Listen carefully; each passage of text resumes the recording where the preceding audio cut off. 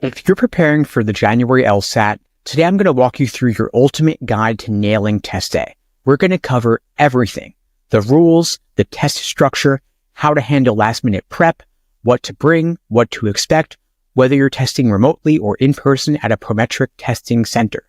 This could be the difference between a smooth test day experience and a nightmare. For those who don't know me, my name is Steve Schwartz. I've been teaching the LSAT since 2005, and I personally increased my own LSAT score from a 152 to a 175. Now, back when I took the LSAT, it was on paper and in person. These days, it's online, and you could take it either remotely from home or in person at a testing center. But while the format has changed, one thing hasn't: prep is everything. Now, let's start with the rules because they're different depending on where you take the test. If you're taking the LSAT remotely, you have a bit more flexibility in terms of what you can have with you. Here's the breakdown. Pens, pencils, mechanical pencils, and highlighters are all allowed. You can use whatever feels most comfortable for you. In terms of scratch paper, you can have up to 6 sheets. They can be blank, lined, or graph, but they must be standard sized 8.5 by 11 paper. In the past, they allowed legal size paper, but they've since closed that loophole. So stick to standard size paper to avoid any issues.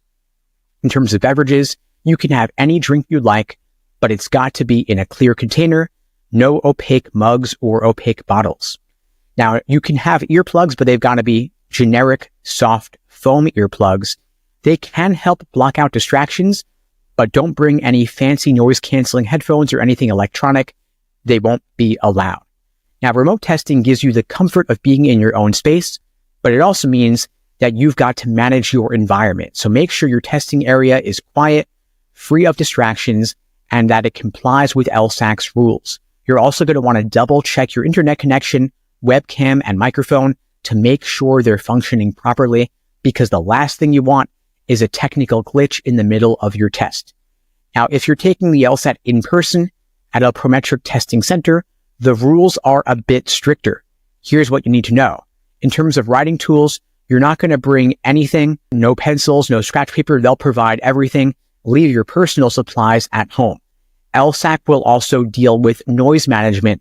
They'll give you noise-canceling headphones to block out sounds from any other test takers or the proctors. You're allowed to bring water, but it's got to be in a clear container, and other beverages are not allowed. In terms of devices, don't bring your own. You'll be using their desktop computer, so you're not going to be using your own laptop or tablet. Keep in mind that Prometric centers are highly controlled environments, which can help minimize distractions, but it also means that you've got less flexibility. So plan your route there, arrive early, and know what to expect to avoid any unnecessary stress. Now, in terms of the timing of the test, the timing breakdown is as follows for those without extra time accommodations. You take 2 sections of 35 minutes each, back to back, then you have a 10-minute break, then you take 2 more sections of 35 minutes each, back to back. Now, if you have accommodations for extra time or extra breaks, your test day will look different and it'll also be longer. Regardless, pacing and stamina are key. The LSAT is a marathon, not a sprint, no matter whether you have extra time or not. And so by test day, you want to have built up the endurance to stay sharp through all 4 sections. You should be taking practice tests under timed conditions regularly in the lead up to test day. Now, in terms of the LSAT format, of course, logic games are gone. They were removed after the June 2024 LSAT and replaced with a second scored logical reasoning section. Your test now consists of 2 scored logical reasoning sections, 1 scored reading comp section, and 1 unscored extra section of either logical reasoning or reading comp.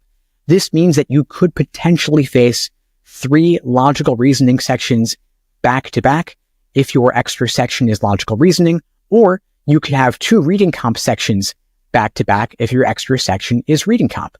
So to get ready for this, practice whatever your worst case scenario is. So for example, if the thought of 3 logical reasoning sections terrifies you, simulate that during your timed practice tests. Your goal is to be ready for anything so that test day feels predictable and manageable. In the final week before the LSAT, focus on full-length practice tests. Ideally, you will complete at least 10 full-length timed exams before the big day. If you've done fewer, that's okay. Aim for at least 5. Now, you might want to do one final practice test early in the week before the exam, like on a Wednesday, if your test is on a Friday, but only do this if it won't stress you out. If your test is Friday, take Thursday, the day before, off to relax, take a hot bath, get a massage, watch Netflix, whatever helps you personally decompress. And if not studying stresses you out, you could do some light review, but keep it minimal. And if your practice test score is an outlier, don't let one unusually high or low practice test score shake your confidence or throw you for a loop. You want to look at the average of your last 5 practice tests. That's going to be the most reliable indicator of where you stand. Now, remember that you can always retake the LSAT. It's totally fine. Law schools do not average multiple LSAT scores. They only consider your highest score on record. The January LSAT is not too late for this application cycle, but neither is the February LSAT too late. So don't let any one test day define your journey. Now, if something's going wrong on test day, you can always call LSAC. They have dedicated helplines. Save the following numbers in your phone just in case. They have 2 phone numbers I'm going to share with you now. The first is 855-296-7479. The second number is 215-966-6640. Save these numbers, write them down. Whether it's a tech issue or something else, these numbers are going to be your lifeline.